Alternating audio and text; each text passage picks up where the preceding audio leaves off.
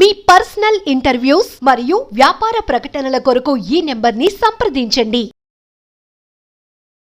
Friends నమస్తే, నేను మీ Subhash acupuncture and chiropractic centre Tarnaka నుంచి.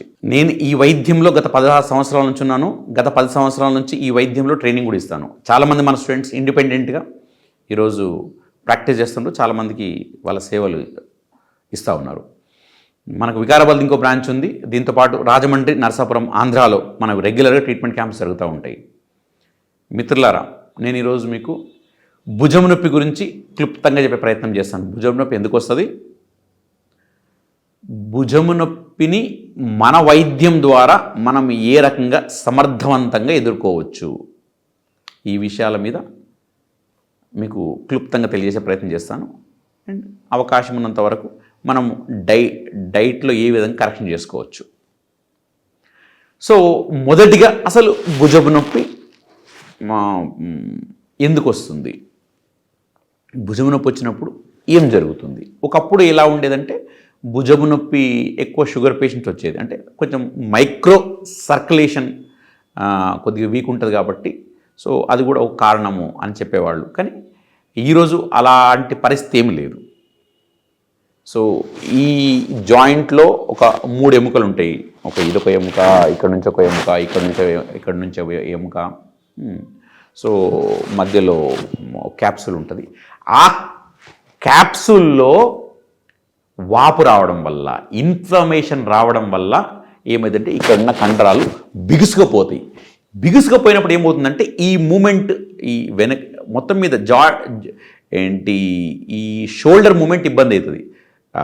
అది వెనక వైపు అవ్వచ్చు, ముందు వైపు అవ్వచ్చు, సైడ్ అవ్వచ్చు, what ever, in which ever the direction. So ఈ మూమెంట్ అన్నది స్లో డౌన్ అయిపోతుంది. సో పేషెంట్ ఏమవుతుందంటే మూమెంట్ చేయడం వల్ల నొప్పి ఎక్కువైంది కాబట్టి కంప్లీట్గా మూమెంట్ తగ్గిస్తూ ఉంటాడు. అట్లా కొన్ని రోజులతో ఏమవుతుందంటే కంప్లీట్గా షోల్డర్ మూమెంట్ అన్నది చాలా ఇబ్బందికరంగా అవుతుంది. చాలా ఇబ్బందికరంగా అవుతుంది. ఎందుకంటే నొప్పి ఉండడం వల్ల ఆ క్యాప్సూల్లో ఇన్ఫ్లమేషన్ ఉండడం వల్ల ఈ సరౌండింగ్ మజిల్స్లో స్పాజ్మ్ ఏర్పడుతుంది, టైట్నెస్ ఏర్పడుతుంది. సో దానివల్ల మూమెంట్ పేషెంట్ షోల్డర్ని మూమెంట్ చేయడానికి పోతే నొప్పి ఏర్పడుతుంది. నొప్పి ఏర్పడడం వల్ల తన మూమెంట్ తగ్గిస్తాడు. తన మూమెంట్ తగ్గడం వల్ల ఇంకా మజిల్స్లో, లోకల్ మజిల్స్లో ఇంకా టైట్నెస్, స్పాజ్మ్ ఇంకా ఎక్కువ అవుతుంది. సో మా పేషెంట్ ఒక పెద్ద సమస్యలో ఇరుక్కుంటాడు. నేను చాలామంది చూస్తున్నాను కదా, మనకు ఏది సింపుల్ అనిపిస్తుంది షోల్డర్ పెయిన్, నిద్ర కరువైన వలన షోల్డర్ పెయిన్ వల్ల. ఎందుకంటే షోల్డర్ పెయిన్ జనరల్గా నైట్స్లో ఎక్కువ అవుతుంది, దాని లక్షణం అది. సో చాలామంది ఇబ్బంది పడుతూ ఉన్న వాళ్ళు ఉన్నారు. షోల్డర్ పెయిన్కి మన వైద్యము రామబాణం లాంటిది. మన వైద్యం పెయిన్ మేనేజ్మెంట్ అండ్ పెయిన్ క్యూరింగ్లో మంచి ప్రధాన భూమిక పోషిస్తుంది. ఎంతోమంది పేషెంట్స్కి మన వైద్యం ద్వారా మనం ఫ్రోజన్ షోల్డర్ తగ్గించిన సందర్భాలు ఉన్నాయి.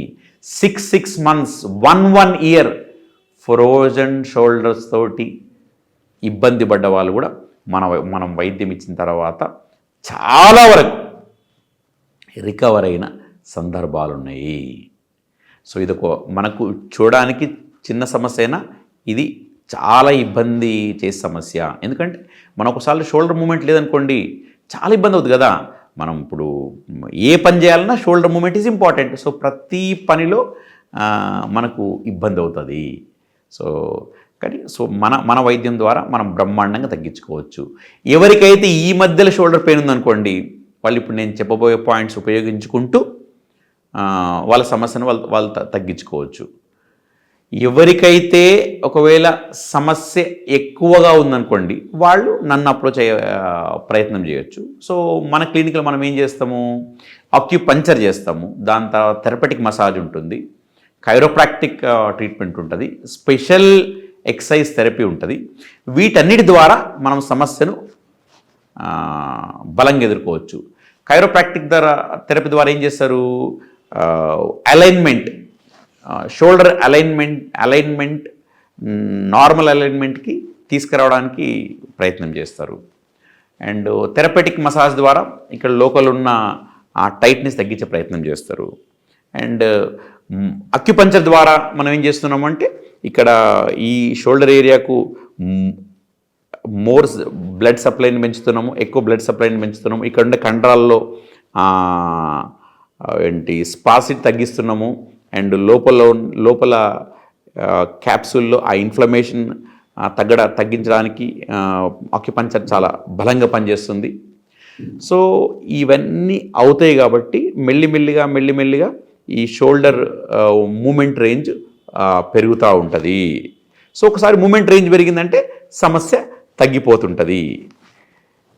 ఒకవేళ సమస్య చిన్నగా ఉందనుకోండి, మీరు నా దగ్గర రాకుండానే మీరు ఇంటి దగ్గర ఏం చేసుకోవచ్చు.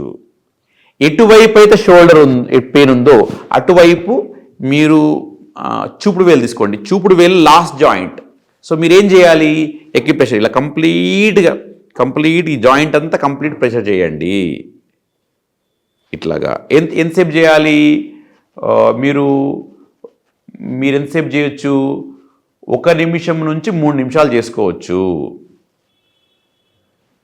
ఒకవేళ రైట్ సైడ్ ఉందనుకోండి, మీరు రైట్ షోల్డర్ ఉంటే మీరు ఏం చేయాలి, రైట్ హ్యాండ్లో ఇండెక్స్ ఫింగర్ ఈ ఫస్ట్ జాయింట్ కంప్లీట్గా దీన్ని స్టిమ్యులేట్ చేయాలి.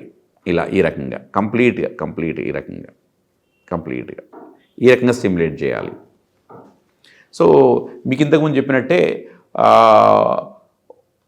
మీరు 1 minute to 3 minutes చేసుకోవచ్చు, 3 times a day చేసుకోవచ్చు, కొంచెం ఎక్కువ వేసుకున్న ప్రాబ్లం లేదు.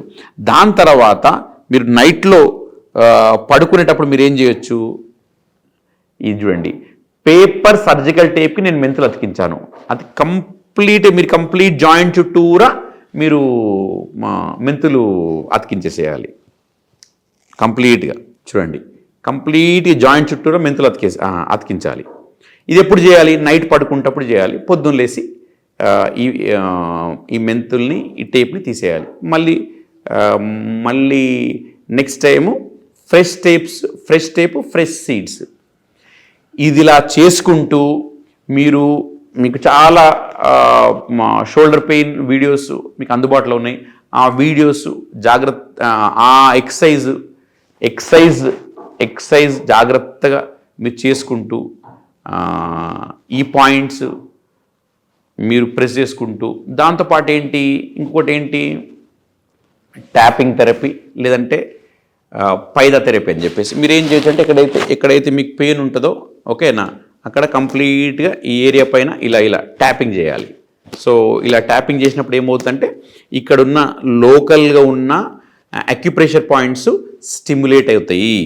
సో ఇక్కడున్న ఈ లోకల్ మజిల్స్లో ఆ టైట్నెస్ తగ్గుతుంది. ఇలా కంప్లీట్గా మీకు బేరబుల్ ఉన్నంత ప్రెషర్ తోటి మీరు దీన్ని ట్యాపింగ్ చేయాలి. ఇట్లా కంప్లీట్గా ఈ షోల్డర్ జాయింట్ మొత్తం ట్యాపింగ్ చేయాలి. ఇట్లా రోజుకి ఒకసారి ట్యాపింగ్ చేసుకోవచ్చు. ఎంతసేపు చేయాలి, ఒక 5 నుంచి 10 నిమిషాలు వాళ్ళ టైం బట్టి. ఎంత ప్రెషర్ ఇవ్వాలి, వాళ్ళ కంఫర్టబుల్గా ఉన్నట్టుగా. సో ఎలా ఉండాలి, ఒకే లెవెల్లో ఫస్ట్లో ఫాస్ట్ కొట్టి మళ్ళీ మెల్లిగా స్లో చేయకండి. ఒకే లెవెల్లో మీరు ట్యాపింగ్ చేయండి. ఇలా చేయగలిగితే ఒకవేళ సమస్య చిన్నగా ఉందనుకోండి, మీరు మీ ఇంటి దగ్గర ఉంటూనే మీరు చేసుకోవచ్చు, సమస్య తగ్గిపోతుంది. ఒకవేళ సమస్య పెద్దగా ఉంటే నన్ను అప్రోచ్ అయ్యే ప్రయత్నం చేయండి. ఫ్రెండ్స్, ఇంకో మంచి వీడియోతోటి మళ్ళీ కలిసే ప్రయత్నం చేస్తాను. అందాక సెలవు మరి.